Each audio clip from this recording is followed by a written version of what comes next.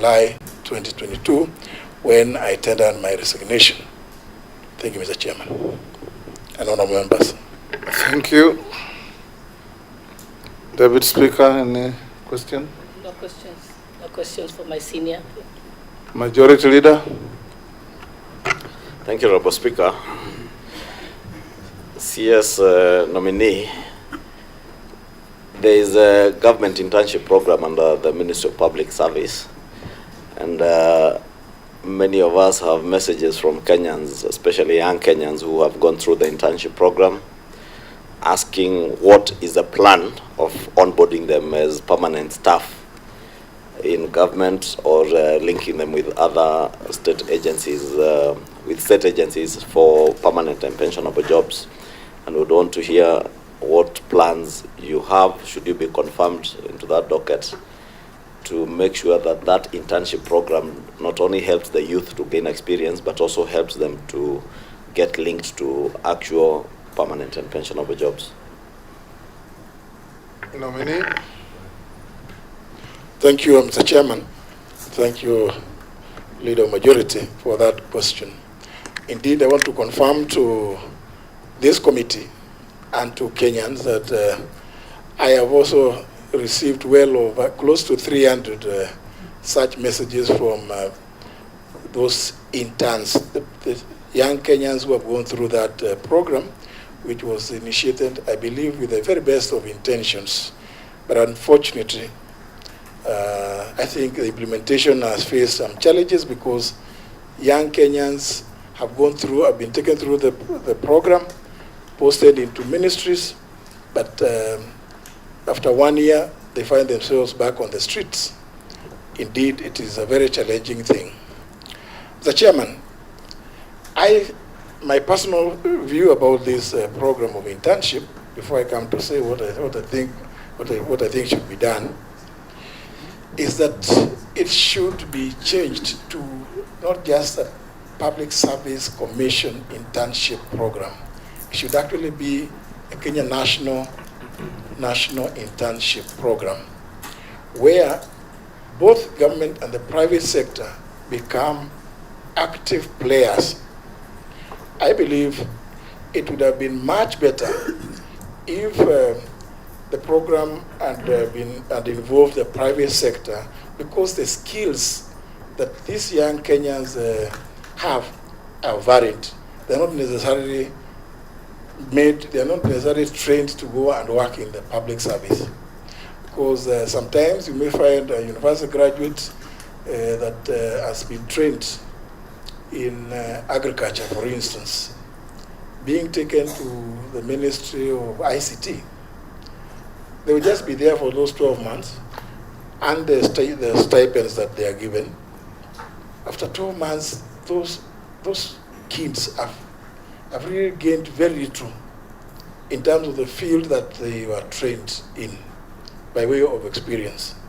So, Mr. Chairman, my view is that this program should be reworked, re-engineered, so that the young Kenyans that are taken into it are taken including the private sector, where indeed the private sector would be encouraged.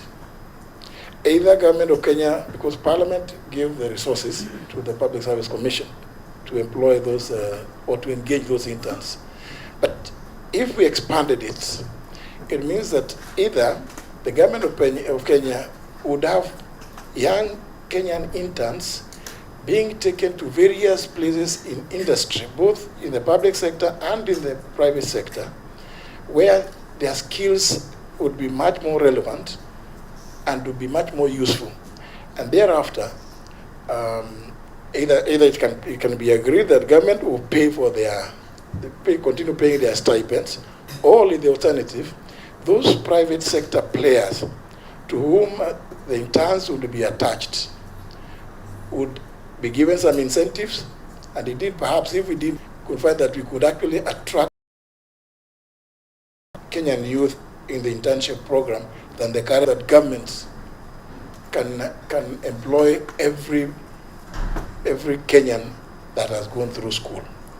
But on the other hand, government has a responsibility. We all have a responsibility in leadership to ensure that we grow the economy of this country so as to be able to attract as many of our young, talented Kenyans into the job market. Therefore, Mr. Chairman, this is a program that I intend to, if I find favor, as Mr. Chairman, you have, I've had you say from time to time, you have find favor with this committee and the House and get confirmed into this position through appointment.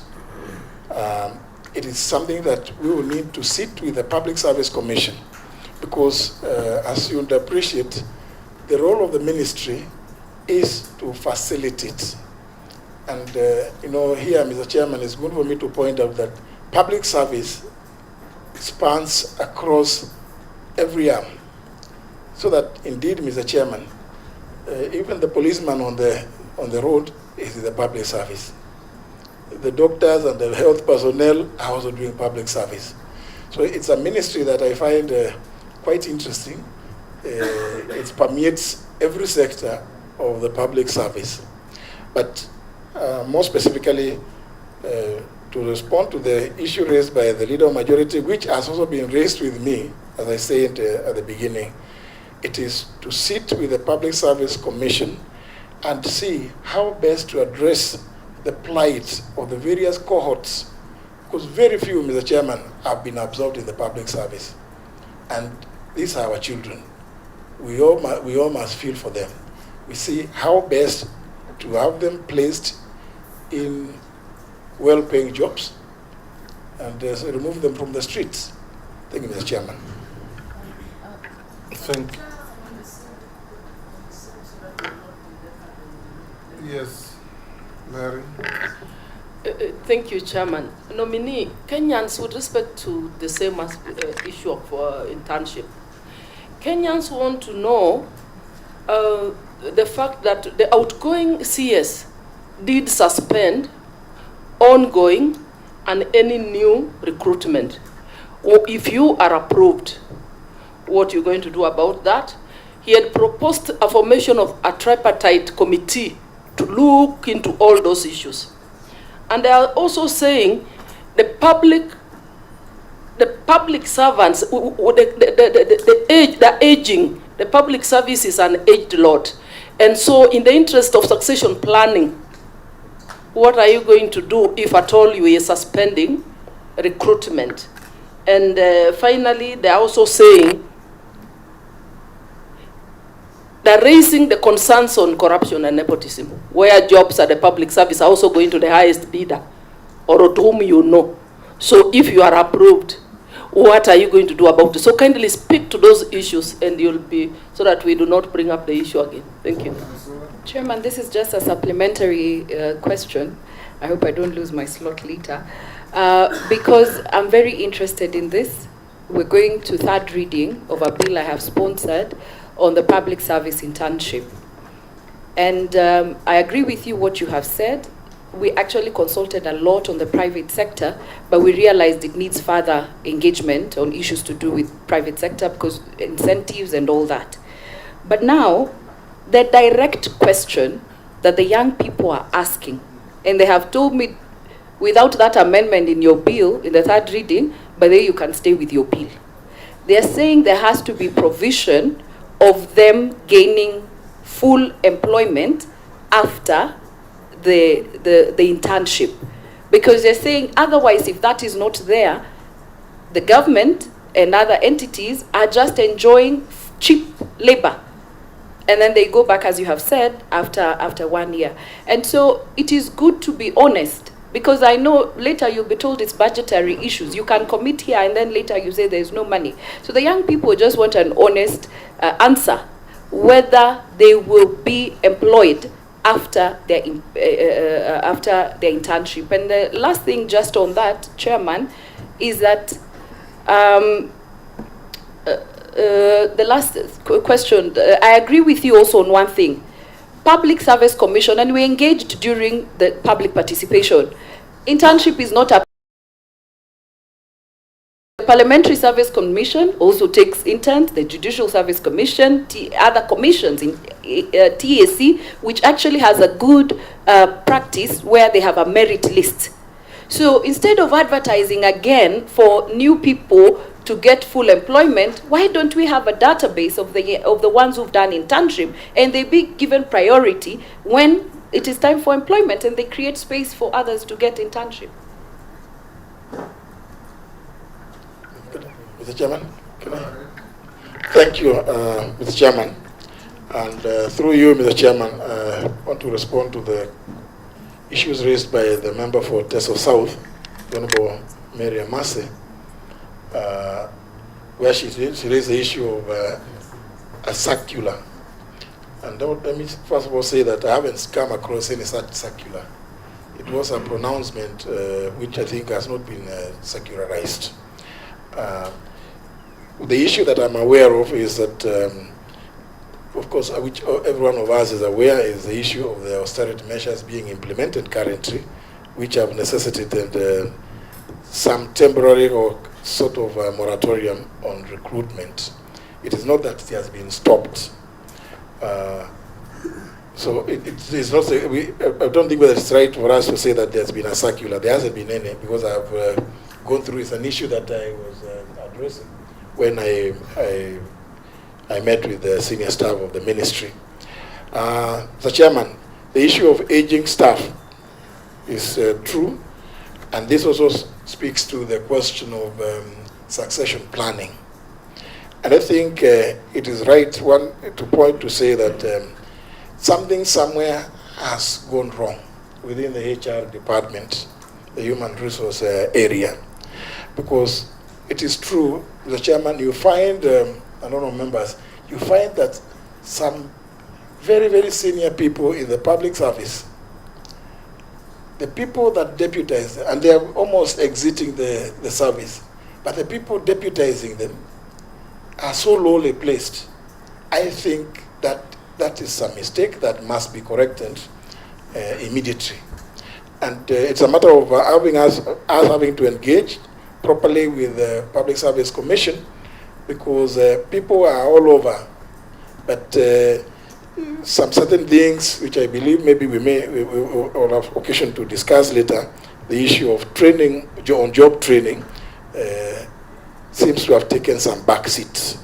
And that is where the problem of aging staff, people wanting to remain without people sufficiently well prepared and trained to take over their positions. I think it is a mistake. It needs to be addressed as soon as possible. The Honorable Miriam Massey, through you, Mr. Chairman, did raise the issue of corruption in recruitment. Mr. Chairman, this is, I think, a thorn in all areas. Most of the publics in the entire gamut of public service recruitments, because there's a lot of opaqueness. Positions are advertised. When people are long listed, you see names, then they are shortlisted, then you don't know what the processes that happen thereafter.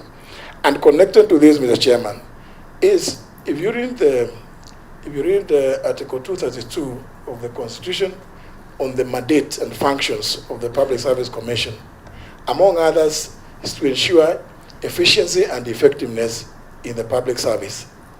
And the other value and principle is the diversity of Kenya, diversity among regions and communities.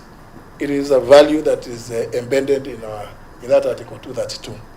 But, Mr. Chairman, you and I will know, sometimes it's very difficult, and we have seen reports that have been published that really show skewed, very, very skewed situations about how many people, how many civil servants are in which area. And Mr. Chairman, I'm not blowing my trumpet, but I want to tell the country and this committee that while I worked here, we had occasion to first of all, before making placements, to indicate, first of all, to get to know how many people already are in service and from which counties, so as to ensure that those counties that do not have representation here, even through affirmative action, get the chance to work at this premier institution, national premier institution called Parliament. Mr. Chairman, in addressing this issue, these are some of the practices that I would want to suggest to the Public Service Commission to employ, because every part of Kenya deserves a chance to serve in the public service. Mr. Chairman, I have sympathy with what the Honorable Lesunda, through you, has been told by the young people as she was processing her bill.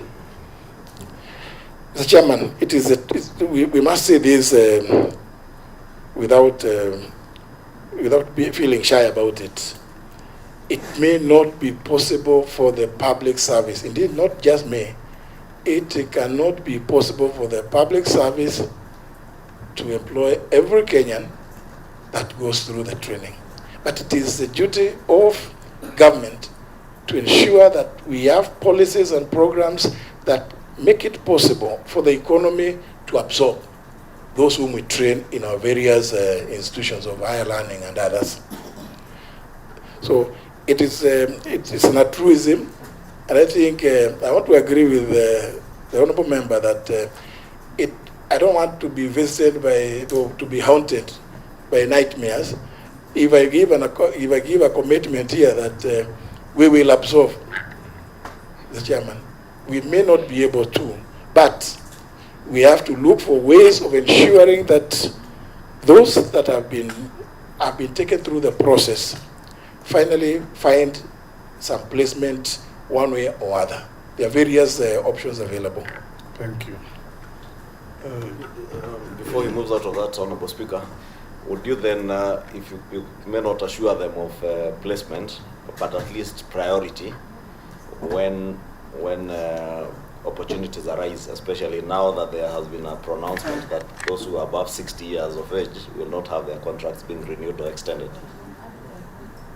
Actually, I had noted the issue of priority, that yes, and I think we must take a lead from what the president said the other day when he was at a pass-out parade for the NYS recruits, when he suggested to the Kenya Defence Forces and the National Police and other security agencies that please, when you're recruiting, because the people that go through the NYS first of all get a 6 months paramilitary training.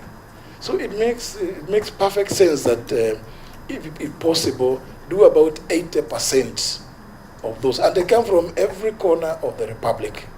So even in respect to these interns, I think we should give priority when it comes to absorption to those that have gone through the program. Thank you. Junet. Thank you, Mr. Speaker. Mr. Chairman, through the nominee, there are one or two issues is for clearing the air, and one is a question. The ones of clearing the air is you served as Attorney General for the last, let's say, 2 years now, a few months remaining.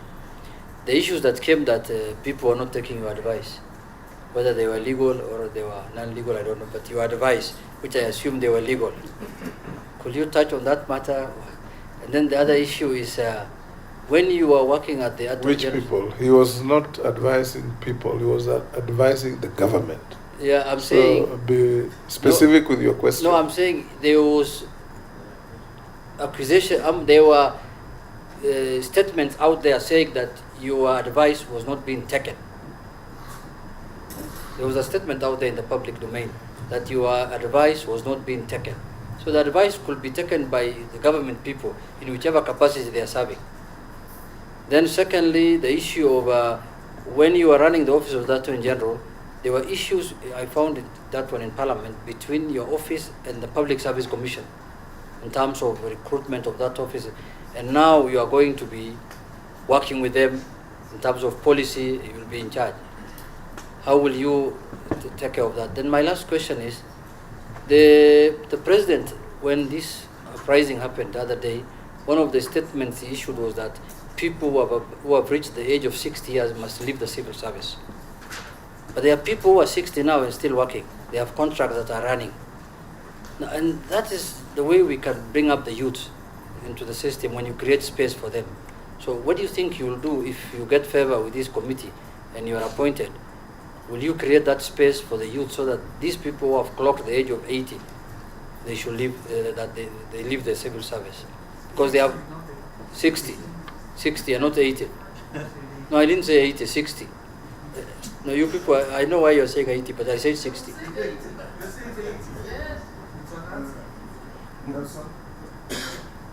Bas, Posing. Thank you, Speaker, and the nominee, Speaker Emeritus. One is, should you get favor, now that the word is popular, should you get favor from the committee and approved by Parliament? Please, what practical thing will you do? Will you audit or something like that in terms of community balances, in terms of employment in public service? Because that item, although the Constitution prescribes Honorable Speaker Emeritus, but it's being abused. Nobody follows completely. And therefore, it's very skewed. Employment of government in public service is very skewed. So what will you do, an audit or something like that? And how will we know that actually you did that? Number two is have an overlook or a compound look at the counties' public service. Public service. I think, Honorable Chair, if there are people who are, I will say, they are suffering psychologically, are almost the entire employees of counties. Entire counties in this country, 47. Why? Because when a governor leaves, another governor comes, there's a lot of sacking. Everybody's going home. You don't know what's going on. And therefore, that imbalances or lack of security or lack of known or policy makes actually compromise public service and services at the counties. So please, should you get favor and approved? I know you have the demeanor, you have you are a leader of this country. Please make sure that you have an overlook of counties. Counties are suffering. I thank you, Chair. Kifare. Thank you, Chairman. Disciplinary cases for civil servants. Ordinarily, there is an allegation out there that they take too long for the appeals if an action has been taken by a ministry. So when they make an appeal, comes to the Public Service Commission, then it takes unnecessarily too long. And my second question is about your resignation. When you are invited to make your introduction, I heard you say that you resigned. Are we expecting another resignation after you're approved? Thank you, Chairman.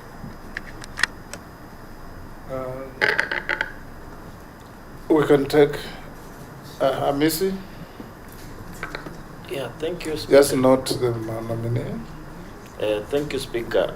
I just have one question, Speaker. This National Youth Service that falls under your docket is really dear to me because of the youth aspect and the youth population bulge that most countries are grappling with. Kenya not exempted. And if you look at the history of the National Youth Council, started National Youth Service at the independence. In fact, the late director of Stare was at the center of the foundation of this institution, where Stare is schooled. And the discipline we get at Stare is the same discipline that was supposed to be replicated in those services. And the paramilitary training just came in later. But you know, the essence of it was to make youth participate in the national building. They get skills at a very small stipend, and they build national. But you see, the way we've structured National Youth Service, it's become a privilege for the who is who, that letters are flying around. Leaders, taking letters across the constituency. The most privileged are getting more letters than the others. But it's supposed to be a program that consumes all our youth into a training pool. In fact, it was borrowed to, this is an issue that has faced many countries in history. US, when they had this issue of youth population bulge, they what we call the Peace Corps, where young people who are being sent across the world to be, incorporated in different ways of culture, heritage, and they learn a lot. They come back and they build their nation. This is the problem we have with the youth.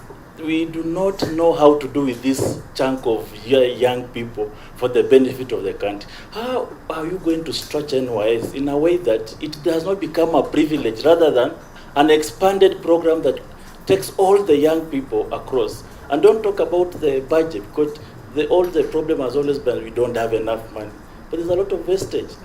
That place has become a cash cow. People walk in, do tenders, and they get rich, but the youth are suffering outside there. What is this you are going to do differently in that institution once and for all? Because we've had these talks about NYS for quite some time. What is this unique thing? Nominee, if approved for appointment, which 3 specific reforms would you give priority?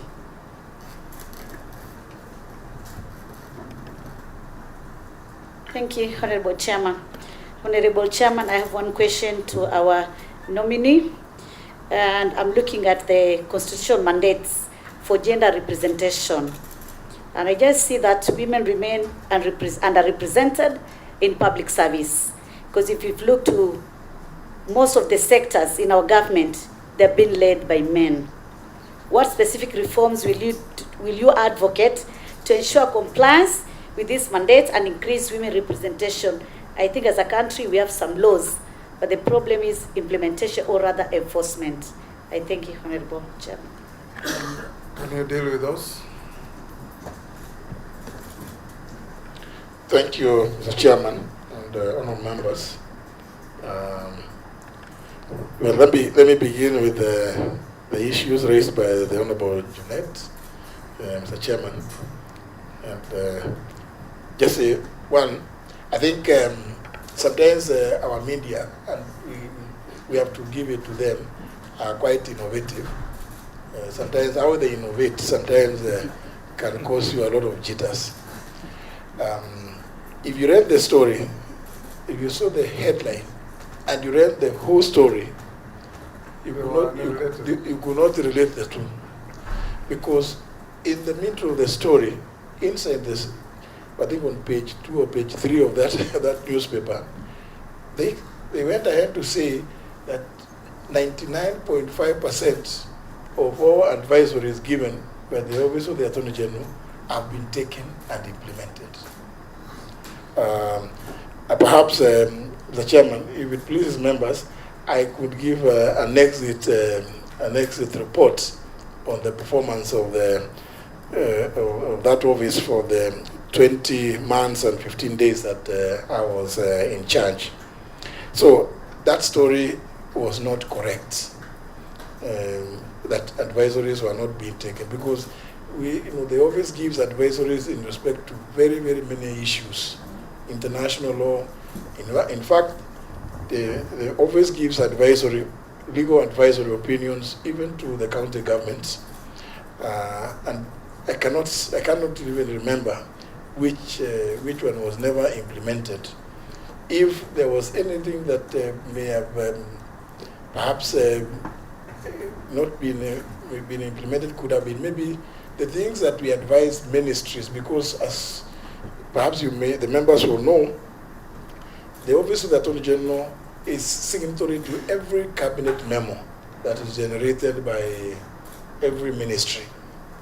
And on occasions, we've had to return very many memos to the various ministries, and I've had to issue a circular to all ministries telling them, because they always insist that the AGs always gives them state council to sit in the ministries.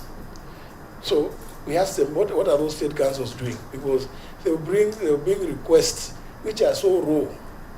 So maybe those are the only ones that they can, maybe somebody could say those may not have been taken, because there are some ministries, some cabinet secretaries who would always argue that they think the Office of the Attorney General is the mortuary where their proposals die.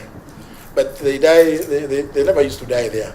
We would always return the they have dead and the corpses to them to go and bury in their respective ministries. So maybe only to that extent. Otherwise, I must say we had I found a very, very exciting period at the State Law Office. The Honorable Junaid, through you, Mr. Chairman, did raise the question of between the Public Service Commission and myself when I was the Attorney General. Agreeing with my proposals, Mr. Chairman, that there was need for the office to be given the autonomy it required to recruit its own personnel. On occasion, they would recruit people and send them to the State Law Office. Sometimes when you look at them, they ask them, companies, is it in the government transactions? Is it international law? These ones you have brought to us. So what are their key competencies? They will never be able to answer that question. They will tell you that all they needed is to recruit lawyers, and they dump them to you. So the position I took there was not a personal, it wasn't personal. It was just for posterity and to build the institution of the State Law Office, to make sure that it is fit for purpose. So, and also, and you remember, when we launched the 24th annual supplement in April this year,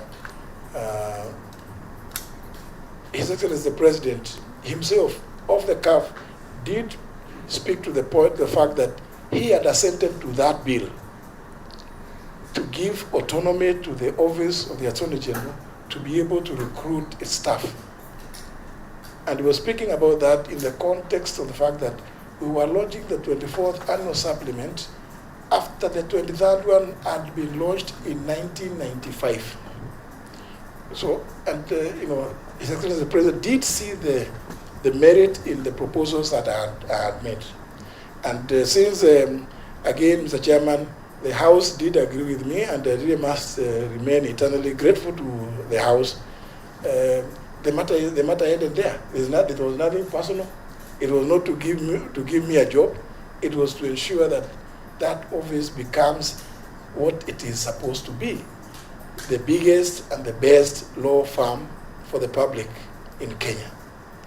And I hope that, and I'm happy, Mr. Chairman, that I've seen the nominee is a person, again, who began a working career at the State Law Office and has been the secretary to the advisory board at the ODPP, which is the same thing that you as a House gave me, the advisory board. That's what we were looking for. So I believe that my relationship with the Public Service Commission should not be strained on account of what I did. In fact, if I find favor, again, with you and the House, and I'm confirmed in this position, I would want to continue assisting the State Law Office to develop, because even then I was actually using officers from the Ministry of Public Service to help us to develop the human resources department of the State Law Office. So I hope that anybody who may have been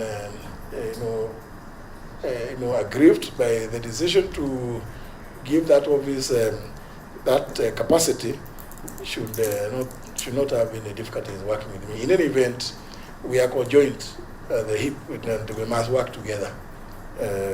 And differences of opinion must never make for enmity. The leader majority did raise the issue of is it the people age 80 or yes. I have done some quick assessment of that position, and I'm told currently in the mainstream public service they may be less than 10. But of course, whether they are 10 or 1, if the directive is at 60 you go home and you are an employee, so be it. We just must live by the law. And I think this, I would want to tie this with the question, Mr. Chairman, raised by the Honorable Mishi, the member for Likoni, on this issue of gender. The chairman, I did allude to what is provided for in Article 232. Among other things in that article is the question of the special place for the youth, women, and people living with disabilities in the recruitment, even as we address the issue of other forms of diversity in our country. I think it has come to a point, Mr. Chairman, when we must now bite the bullet and implement what is in our laws. We can't have a constitution to which we just pay lip service. I think unfortunately for me, Mr. Chairman, I like taking, once I take a position, I like being held to account on the basis of the position that I take, because we just have to implement the constitution. You in Parliament are doing your very best to try and live by that constitution. So everybody else in the public service should also be held accountable. And I hope, Mr. Chairman, that the House will help me when I bring reports about who is not living by the constitutional imperatives, so that you can hold them to account in the way that Parliament the world over does. So, Honorable Chairman, in response to that issue raised by the Honorable Mishi Boko, it is just to say that I intend to live by what is in the Constitution. This question again, Mr. Chairman, it ties alongside with that raised by the member for Pokot South. Mr. Chairman, he used to have a name. He was called Pokot 1. He raised the issue of diversity again. And I think I like his proposal, Mr. Chairman, that we need to carry regular audits. Regular audits in this matter, because we must bring confidence, the trust of the people to government. And one of the ways to go about this is by telling it as it is. If we find that there has been skewed recruitment, let us just be open about it, so that everybody from whichever corner of the Republic should feel that they belong to the government. There should never be a case where people in one corner of the Republic feel that there's a place called Kenya. They think it's called Nairobi. Nairobi is Kenya, because I don't think that they belong. I agree with the Honorable member for Pokot South. Again, this must cascade to the county service board, the county public service boards. I do know that when you go to a county, again, there are other dynamics. But the responsibility that has been assigned to the Ministry of Public Service is to come up with policies that advise county governments with respect to matters of public service. But of course, the implementation and enforcement is left to other agencies, other bodies like Parliament and other institutions. Say, for instance, Kenya National Commission on Human Rights, which is a constitutional body, then Gender and Equality Commission, and the Commission on Administrative Justice. We also have, of course, the Public Service Commission is in the Constitution also mandated to assist county government through the county service boards to come up with policies, public service standards that should be implemented at the county level. So that would be my response to that. Mr. Chairman, there was, through you, there was the question raised by the Honorable Wikaria, the member for Nakuru Town East, if I still remember his constituency, about disciplinary cases taking far too long to resolve. And this is a matter, fortunately, Mr. Chairman, I can speak to this one for quite at great length, because I have had occasion to deal with disciplinary cases within the Public Service Commission. It is the procedure that is used that is too long, Mr. Chairman.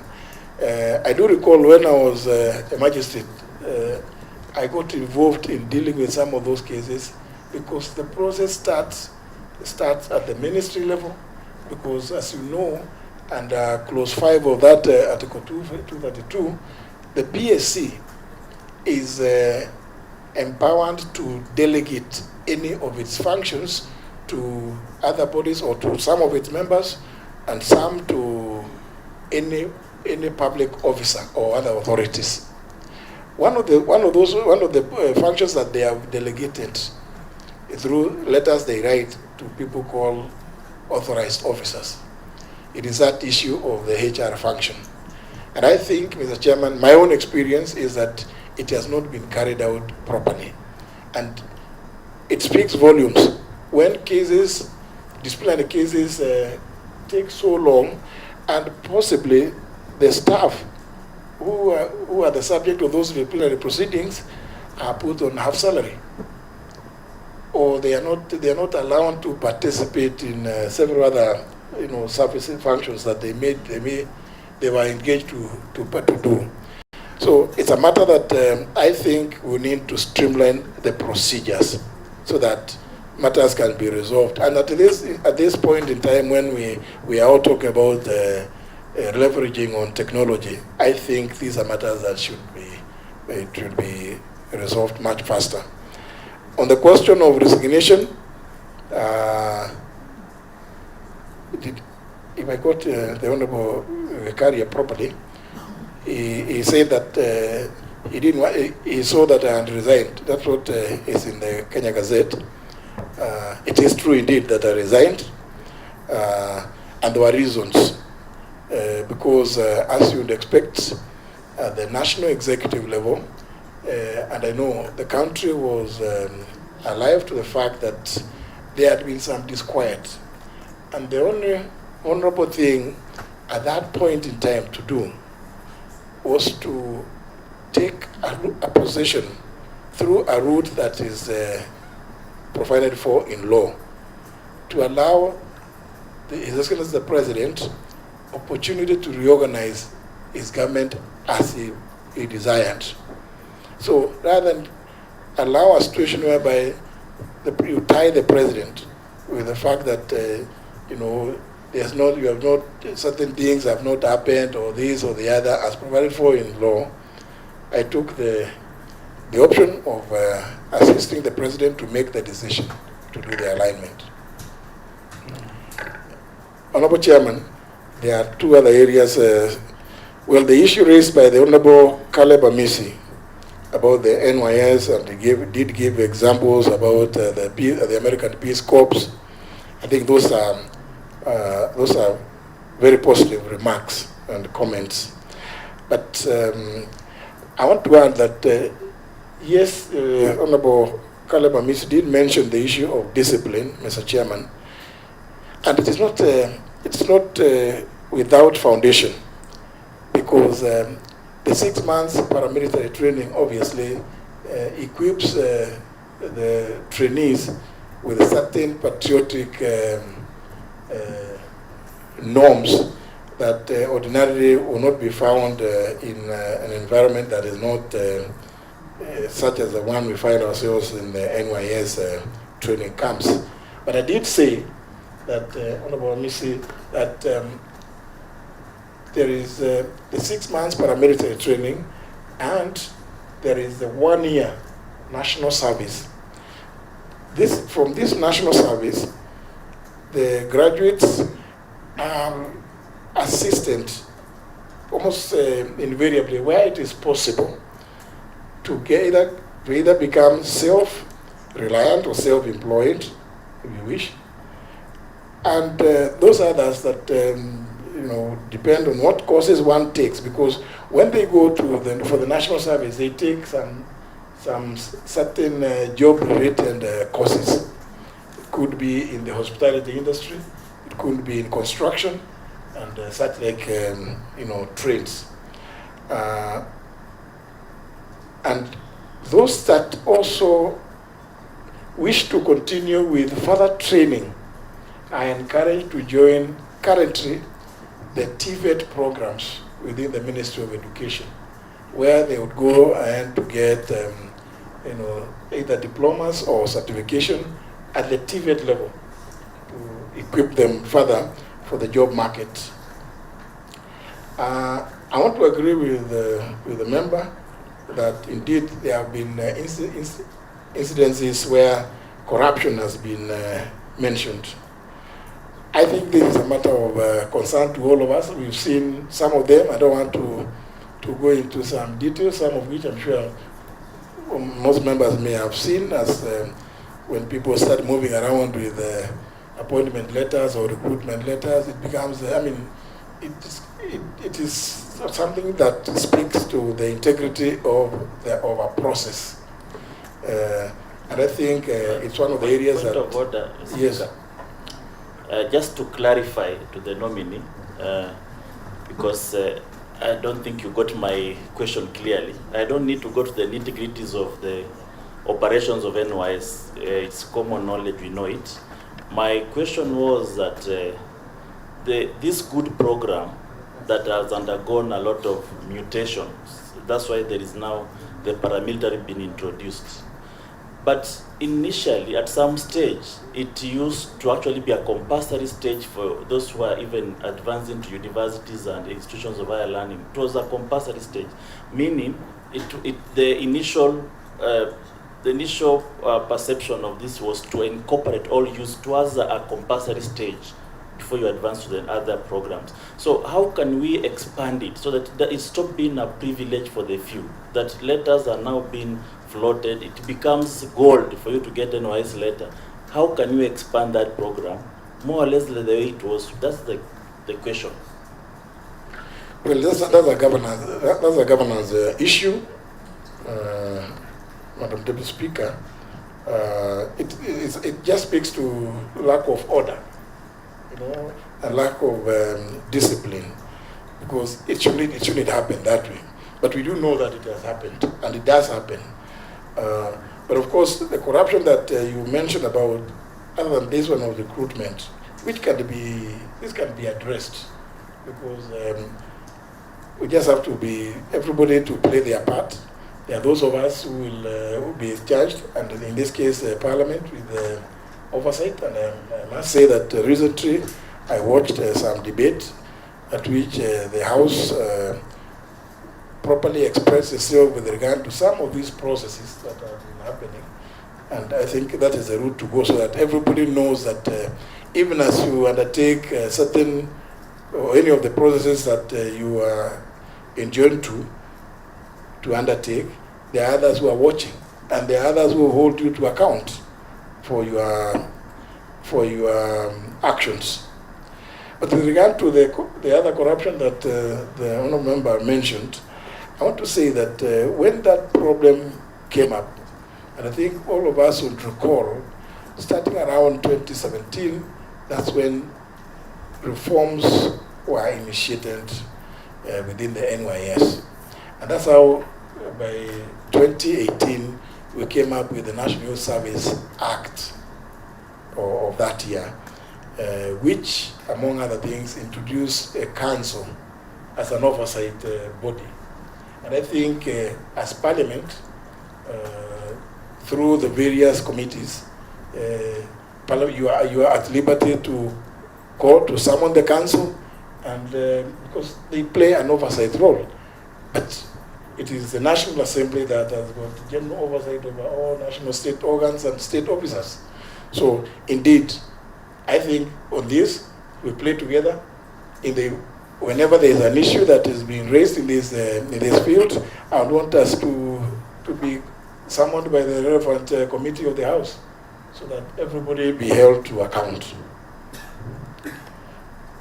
The Honourable Member for Nyeri, Chair, didn't raise the issue of the priority reforms that I would want to undertake. And what comes to mind immediately is the institutionalization of the performance management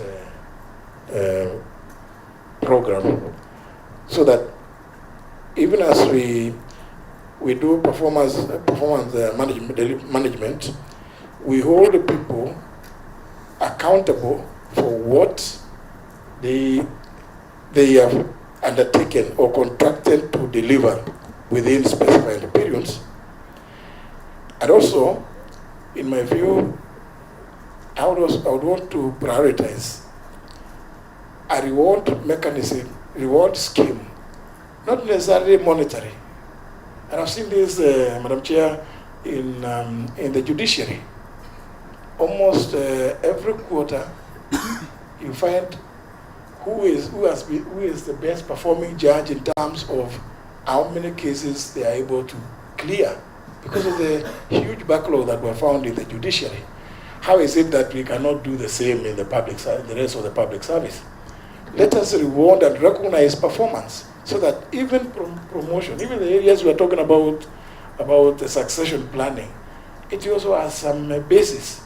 You see people who exert themselves, apply themselves so diligently. I think it's only fair that there must be a way of recognizing that kind of performance, so that improves delivery of service to the Kenyan people. The other one that has been, if you allow me, Speaker, just to speak into the issue of performance management. I'm a big supporter of performance management because I know what it can do.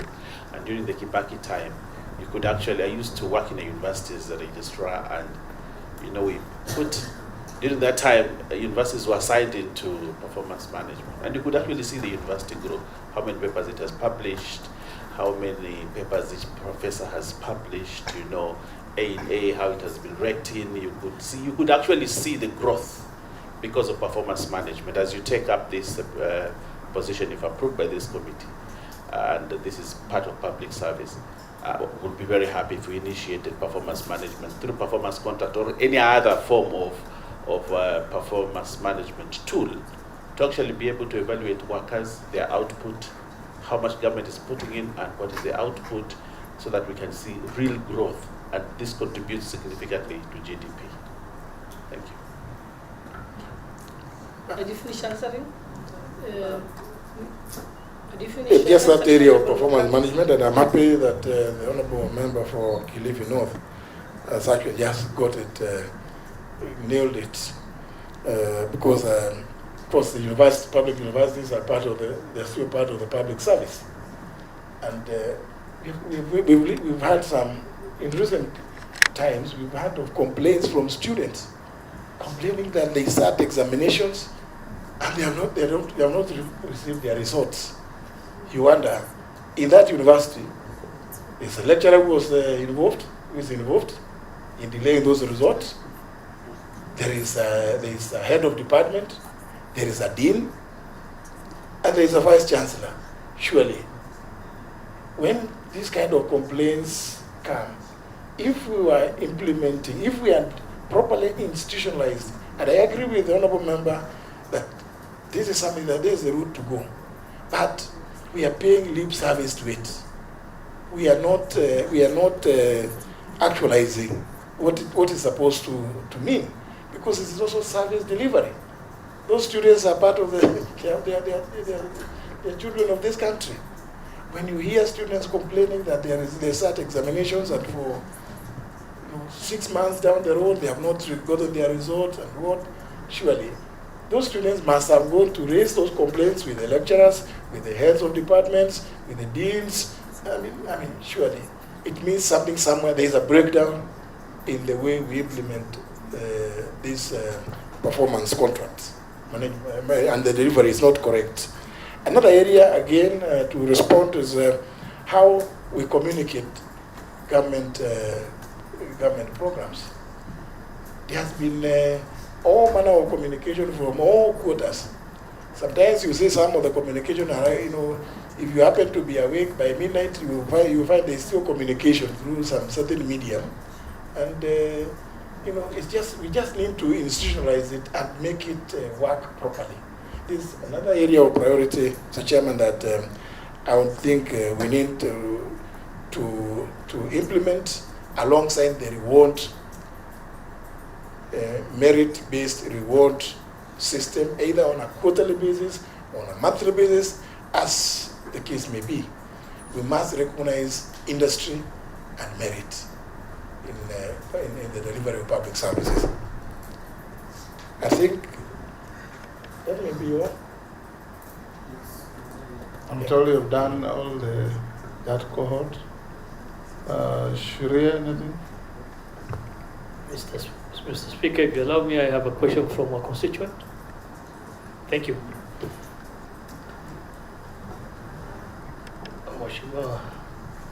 Justin B. Muturi, the question goes, despite the clear guidelines outlined in the scheme of service, there has been a noticeable trend of officers remaining in the same job group for extended periods. This stagnation not only demotivates employees, but also hampers overall efficiency and progression within the public service.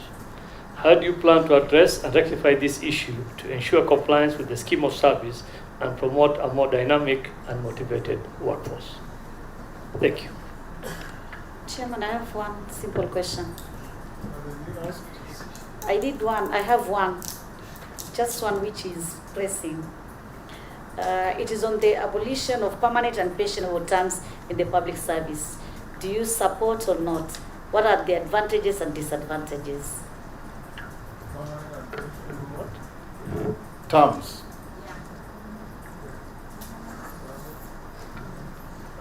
Thank you, Speaker. Mine really is not a question. I just want to comment. Speaker Emeritus, I think you are lucky that you have worked in government, the judiciary, in legislature, now in the executive. You have a good feel of what a government is, what the people are. I think what Honorable Kosin there said, the idea of regional balance, the idea of ethnic groups included in civil service, the idea of merit. I just want to emphasize that. I think as you go around, it is important to look at not just the entry level, even at the middle and the top. You look at the speaker, the deputy speaker, and the clerk. That is the sort of Kenya we want to see. Thank you, Honorable Speaker. Point of order, small one, Speaker. Just because you are mentioned, it becomes a point of order. Under your guidance, Speaker. Okay. Under your guidance, thank you for indulgence. You know, and I want to encourage the nominee, Honorable Speaker, that he should start from, in this audit which you mentioned. If confirmed. If confirmed. Yes. He should start from National Treasury. Because National Treasury is where the national cake is divided. And if there is skewed things there, then the national cake is skewed. Thank you, Chairman. Chairman, I had not asked a question. Not asked questions. I hadn't asked. That yeah. time it was a supplementary. But because I was going to get an opportunity, I just want to add a rider to, because that is what I was going to say on what Honorable Russell has said. To the nominee, if you get an opportunity, please. Kenyans want to feel to be part of Kenya. And the only way is through inclusivity, fairness, and what is just. And it is enshrined in our constitution. And you have said you will follow the constitution. Kenyans do not want to see an advert of a senior position which is being filled, and they almost know it is for who, it is even tailor-made for who, and for which community. If a certain person exits public service and he or she is from a certain community, it is almost certain they have to be replaced by someone from the same community. Let us have fairness and encourage merit. That is all I wanted to say. Good comment. Mole, you pass? Just a comment and to the nominee, Mr. Speaker Muturi. Do you think we, as a government, we have a mechanism to monitor the efficiency, apart from the performance contracting of civil servant, to monitor efficiency and to increase transparency in government departments using electronic systems. Good. Nominee take Naisula's comment positively, so it's not a question, so it's Russell's. Sir George? Let me just ask this on behalf of a member of the public so that I'm not accused of not having done it. A Kenyan youth under the PSC internship program under cohort 6. Kindly, with regards to budgeting, do ask the nominee for PSC, citing an example in State Department of TVETs that they are hiring 1,300 trainers under PNP terms, yet they have not included not even the currently active interns in all the TVETs countrywide, from Mombasa to Turkana, who are only 126 of them vetted, trained, qualified, which begs the question, to whom do these vacancies and jobs belong? Even the already qualified interns currently working in those TVETs do not qualify to be considered etc. That's the kind of sentiments we are getting from this, because no wonder they are saying the nasty things they're saying about occupying us. Thank you, Mr. Speaker. Honorable Justin Muturi, in February I passed my bill, which is waiting. It has already been debated. It is the Public Service Values and Principles Amendment Bill 2022. It's passed through the National Assembly, passed through the Senate with some amendments, and we are going to look at, the committee will look at it. What it's mentioning, what Honorable Naisula has talked about, fairness in county, which county do you come from, and residents and all that. And when I did that, many universities, not just county assemblies, what Honorable Posing is talking, many universities, 70% of the staff are from the communities where it is based. But that is just for information for you. For county assemblies and county government workers, we've got, for the national government, public service has got 17 job groups. But for the county governments, there are 21 job groups. So there is, it's not at par. So would you consider to abolish, I don't know if it is possible, to abolish the county public service boards and have it all upgrade them to what is at the national level? Because the salary increments are not there. Under what law do you do that? That's why I said if it is you in the law. can actually do it by amending the County Governments Act. You, okay. Not him. That one I will get. Yes. The other thing, would you check if because they don't have a service scheme for the county government workers? Is it possible, or that one even has to be done through Parliament? I don't know. So, Nominee? Mr. Chairman, if I was to respond to the last one by the Honorable Dawood, again, it's a function. That particular area with the counties, it's a function given to the Public Service Commission under Article 234, one of their functions.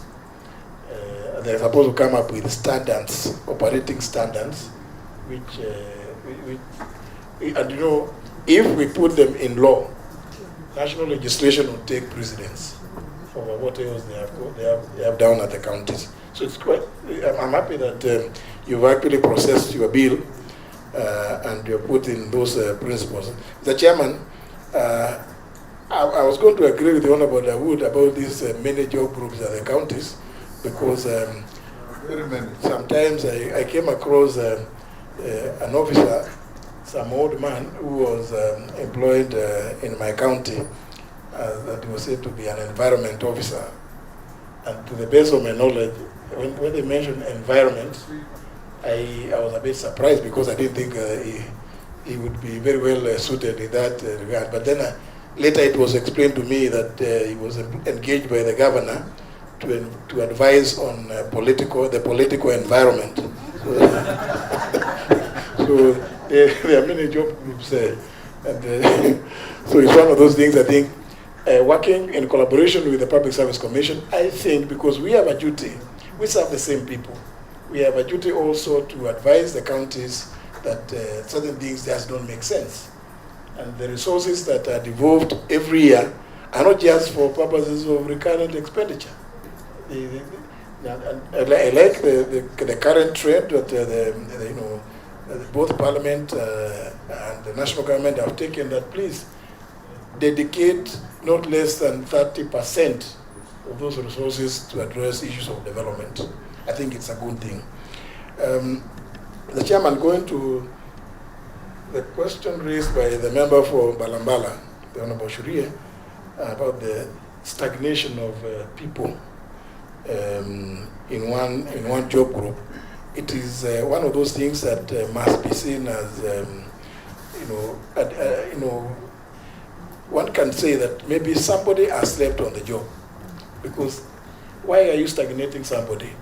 And this is the reason why I'm saying there's need for us to introduce some monthly or quarterly reward system. And if we do that, something like that, we will see who it is that is stagnating. But I think the Public Service Commission, unfortunately, Mr. Chairman, have to, if you confirm me and the House approves, I would have to work with the Public Service Commission, and I have no problem about that, because I believe that what we will be proposing are ideas that would help in the service delivery to the people of Kenya. It is not a Muturi or Honorable Ishongwa's idea. It is for the benefit of the people of Kenya, so that when good ideas must give way to better ones, and better ones must give way to the best. So the schemes of service, I want to confirm, do exist still, but I think they are being implemented in very skewed ways, or they are not even being implemented in some cases, and therefore you find people stagnating in one place. And I think it is very, very demotivating, very demoralizing.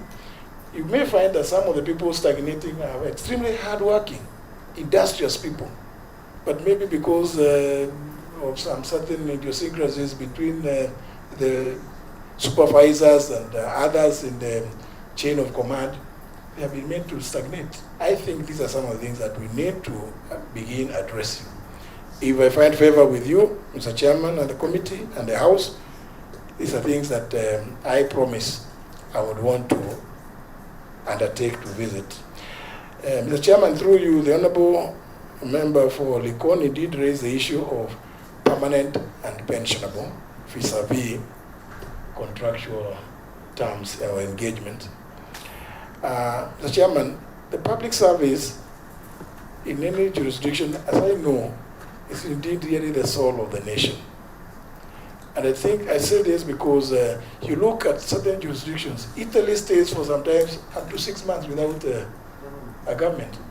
But because the civil service is in place, it's well structured, these things we are talking about, people stagnating, people being favored because they come from this region or the other, those things are not there. That's why the civil service in a country like Italy, indeed, Mr. Chairman, even Britain, sometimes they change prime ministers 1 month, 2 months. At times they change the 3 in 6 months. Yes, but those countries are held together. The delivery of service is done because there is an efficient and effective mechanism by the public service of those countries. Same can be said about countries like Israel. Therefore, there is merit also in the question in having people on permanent and pensionable basis, while at the same time there exists merit at certain levels. I mean, Mr. Chairman, I find it very, very punishing to engage a tea girl on contract terms or sweepers, you'll be changing them so many times.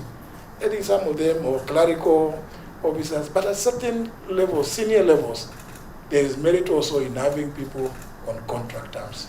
In any event, members of parliament are at a very high level in society, and they are on contract. They are on 5-year contracts. So why should it not be that at certain levels, we also engage some of those people on contracts? I mean, for me, I think we can have a fused system where we appreciate that at a certain level, P&P has its own place.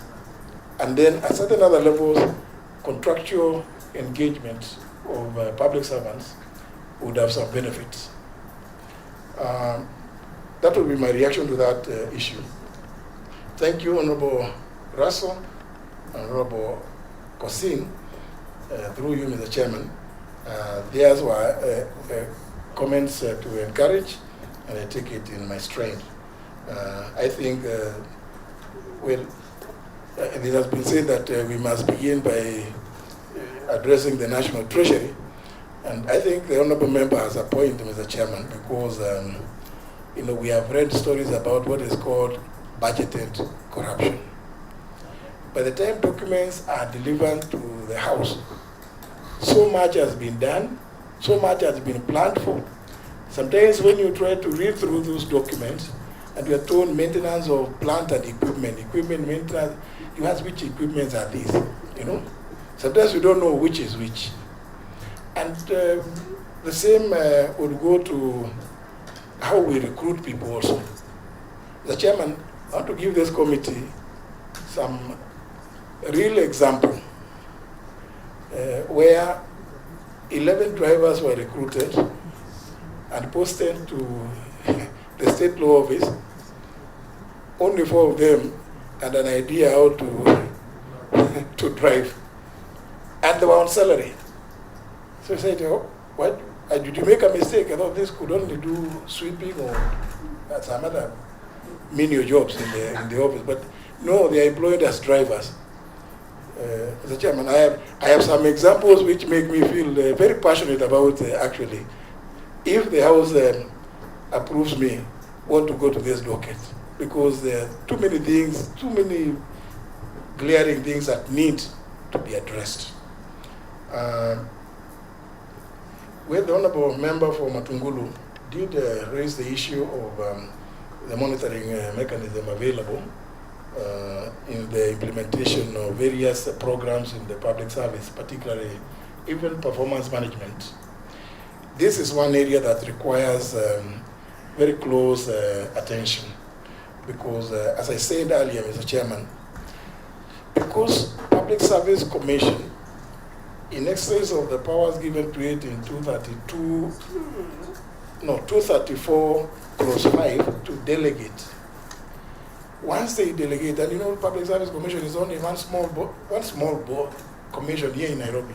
It is not in Turkana, it is not in Embu, it's not in Bungoma, it's not in Narok. It's just here in Nairobi. So once they have delegated, I think the follow-up mechanism on what happens to those people whom they delegate their functions has been lacking. And I think, Mr. Chairman, if, as you said, I find favor with yourselves, I would still want to work with Parliament. If I find favor, I would still want to work with Parliament because I think it is in Parliament where things can move. Some of these things which have failed in the public service, if we work collaboratively, we will be able to give better service to the people of this republic.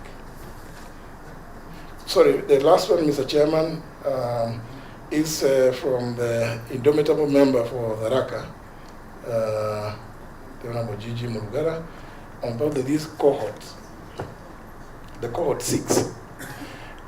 There's a match that I would want to earn to say what I said when the leader of majority raised this issue, and we have had some quite big conversation, because it can only be looked at holistically.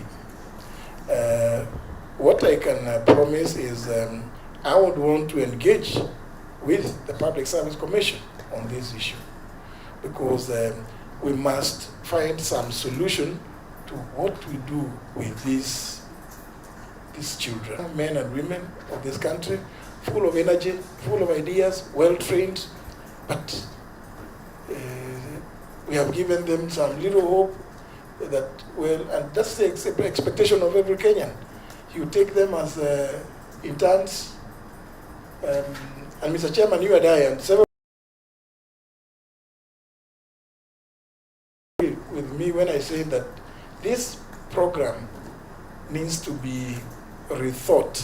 You need to think about it afresh. Because, Mr. Chairman, young lawyers, when they leave the law school and they go for internship, they don't just go to the judiciary or come to parliament or come to the state law office alone.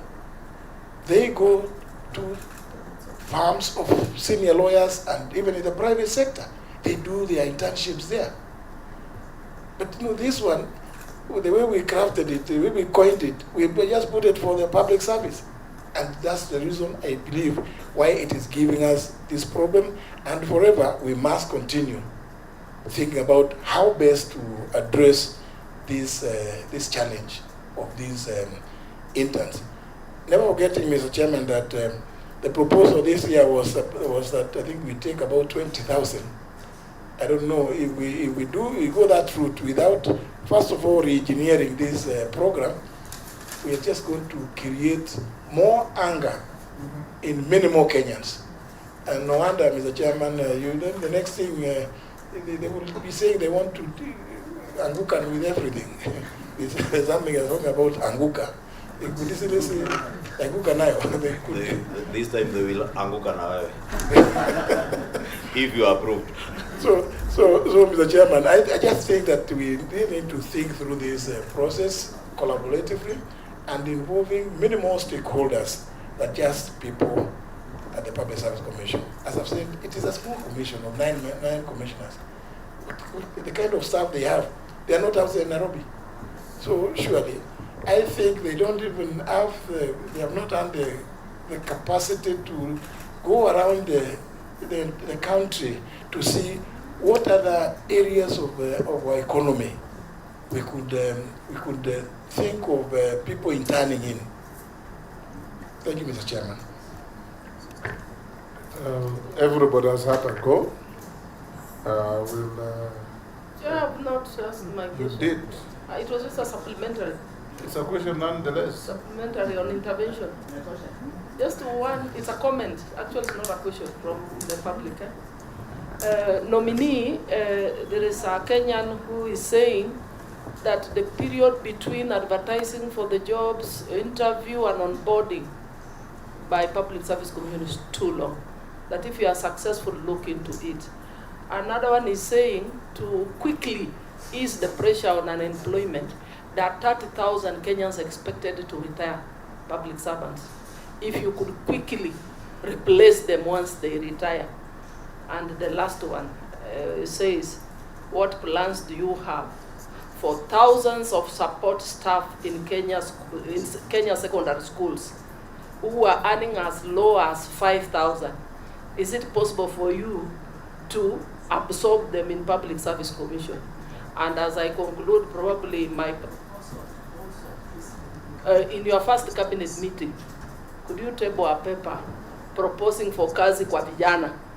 You can look for this money from some development partner or whoever, and let's ease the pressure on unemployment. Thank you. Yes. Thank you, Mr. Chairman. And she said there were comments. It's not about. Mr. Chairman, the Honourable Member for Teso South has raised a very important issue about those people working in schools. It just shows that if the question is directed at me, then that Kenyan actually appreciates public service is not just here in Nairobi. So if I find favor again, Mr. Chairman, let the Kenyans know that they will find me even in those schools, because those head teachers, those head, they're called principals. Are your agents? They are my agents, because they are also employing Kenyans. In public? In the public. So, and of course, Mr. Chairman, as I wind down on this, if you walk through into any government office, including police stations, you find very well written service charters. But they are just there in on the wall.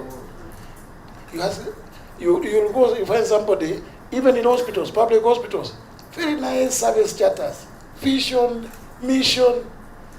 Yeah? It's just like as you drive past Nyayo House. This is a corruption-free zone. I said, this signboard is misplaced. Even at your house. And then others, you see, no smoking zone. And you have to find the people who are there. So I think, Mr. Chairman, public service cuts across so many sectors. And I'm happy the member for Teso South has raised this issue about people working in schools. Indeed, all those people are managers. They are people who are supposed to help us. Because even when they mess in those schools, it is the government. Usually, it is the national government that takes the flak. So, you go to a police station, a citizen is reporting an issue. The way they are addressed, they start cussing why they made the decision to go into the police station. Surely, is it not possible that in the 21st century we can offer public service with a smile? Please, the person who has come to a police station, surely, he is not a mad person. They know the power that that you have. They know you have guns. They have come for help, for service. Mr. Chairman, I would just want to say that if again I find favor, watch this space. Good. If that messaging, for a long time, almost 10 years, at the Minister of Health, there was a big sign there. This is, cigarette smoking is not permitted on these premises. And there's a Kenyan who used to go and stand next to it and smoke bangi, because it's not a cigarette. Tell them also to do their messaging properly, Now, we've come to a near end. I have a few issues from the public. Some of them you have already dealt with. But since the public is watching, we have a duty to pass on to you. Why is the PSC employing UHC staff on contract terms and paying them only half of their salary, even though their pay slip shows a low salary for the work they do? This question was also put to Alfred Mutua, isn't it? This goes against the constitutional principle of equal pay for equal work. Will they compensate for the underemployment? Please ask Honorable Muturi the fate of 46,000 JSS interns. They were employed as interns last year and haven't yet been confirmed. Most of these are also parents and graduated as early as 2012, and therefore the stipend of 17,000 cannot sustain them. Some interns have ended up being depressed. Please give a way forward for them. There are some public servants who stagnated for more than 10 years. How are you going to help them if appointed? I think you asked this. Please ask Honorable Muturi for his views on the current state of mental health among public servants and the plans he has in place to address. I think that you should speak to. What plan does he have, if appointed, to ensure that the staff morale across public servants is improved? While serving as chairman of the Parliamentary Service Commission, the Commission had attempted to usurp the role of the SRC by purporting to adjust the salary of members of Parliament. Does he still hold the same view?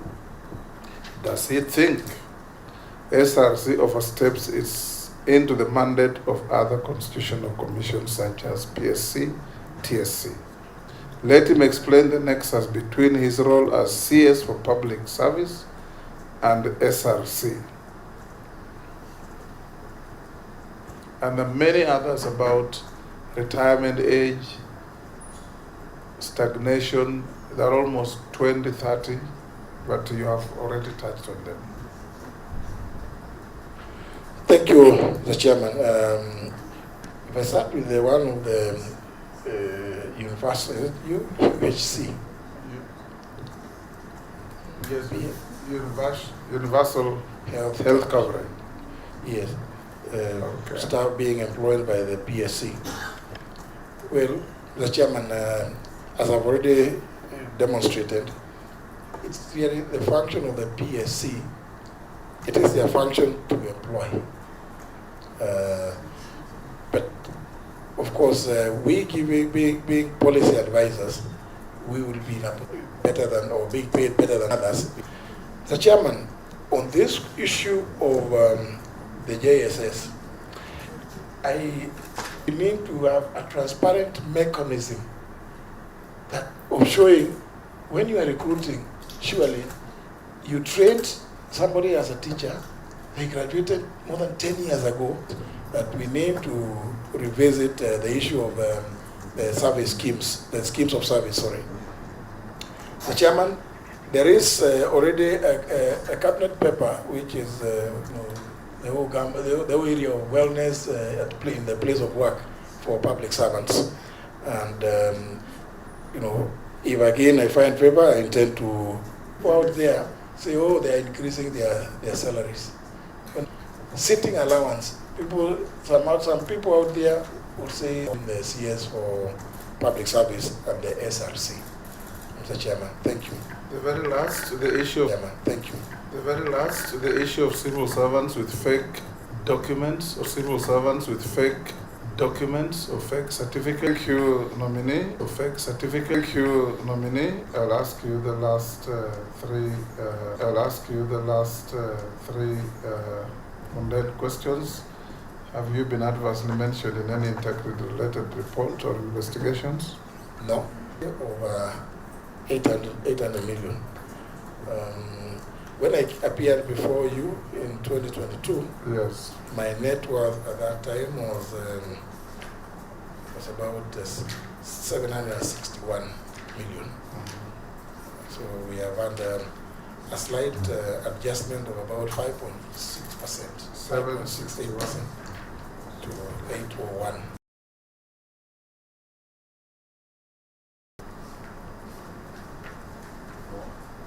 That is 761 to 801. Yeah.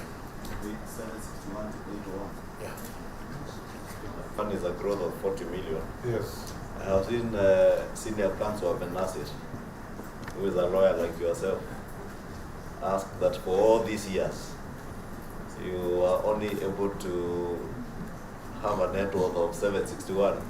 Then in less than 2 years, 40 million. What would you say to Ahmed Nasir? Because I know the answer myself, but maybe you can say something to him as a lawyer. No, because I haven't been practicing, I cannot even answer it in that respect. But of course, we began in very, very junior levels in the public service. Do you know how much you were earning? 2,400. Yes. You remember? Yes. That was our take home. Yes. We were appointed on the same day. We were appointed on the same day with the chairman. Yes. And that's what we used to take home. So when somebody looks at the length of time that we've worked, part of it, and I did indicate that I put in a cool slightly over 15 years when we were earning those kind of meager salaries. So, well, for me, I think, Mr. Chairman, it's just to show that I've been a very modest civil servant or public servant. Chair, maybe yes. what I wanted my former speaker to tell the senior counsel of Nasir that even with your 2,200 salary then, a property you bought in Kanyuambora then at maybe 12,000 is today worth close to 60 million shillings. There's time value for money and values keep changing. Even this is just adjustment, most of it is just adjustment in the valuation of some small property that I have in the village. And some little bit of farming activities that I do. Okay, Speaker Emeritus and nominee, we are done with you. We've checked your documents and found them to be in order, corresponding with what we have. We'll ask the sergeant to pass them on to you and make